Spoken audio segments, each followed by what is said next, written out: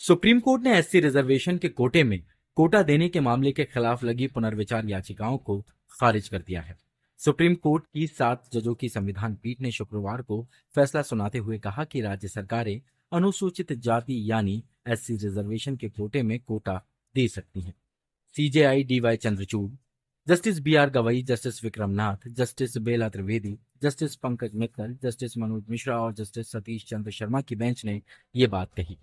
Justice Manoj Misra और justice Satish Chandra Sharma की bench ने कहा, पुराने फैसले में ऐसी कोई खामी नहीं है जिस पर फिर से विचार किया जाए। पुनर्विचार याचिकाओं में सुप्रीम कोर्ट के 1 अगस्त को दिए गए फैसले को खारिज करने का कोई आधार नहीं बताया गया है, इसलिए पुनर्विचार याचिकाएं खारिज की जाती हैं। हालांकि सुप्रीम कोर्ट ने राज्य सरकारों के लिए 2 शर्तें तय की हैं।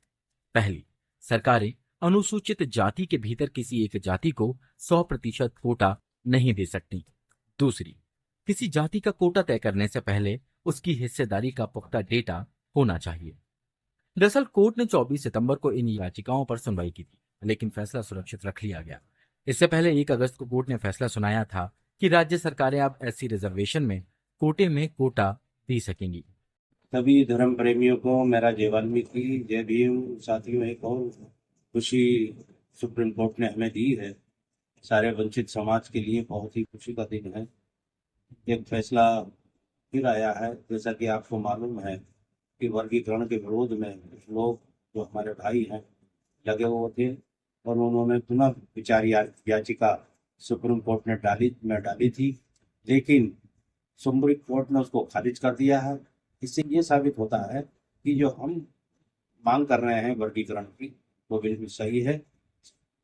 सरकार ने, संवैधानिक संस्थाओं ने इस बात को माना है कि इनका हक है, इनको मिलना चाहिए। अब जरूरत इस बात की है कि जितनी वंचित जातियां हैं वो एक हों, और खासकर वाल्मीकि समाज के नेतृत्व में और भगवान वाल्मीकि और आसमानी झंडे के नीचे सारी जितनी वंचित जातियां हैं उन्हें एक तरफ हो जाना चाहिए। खासकर मैं वाल्मीकि समाज के उन नेताओं से भी अनुरोध करना चाहता हूँ जो अपने स्वार्थों को आगे रखते हैं। साथियों, हम अपने स्वार्थों को पीछे रखकर वाल्मीकि समाज के और अति वंचित जातियों के स्वार्थ को आगे रखें, जिससे कि इनका जो जायज मांगे हैं, इनकी जो मुख्य समस्या है, खासकर वर्गीकरण की समस्या और भी कई समस्या है, उससे सरकार से उसको रूबरू कराए। साथियों, जैसा कि आपको मालूम है कि वर्गीकरण की लड़ाई अब और हमें तेज करनी पड़ेगी।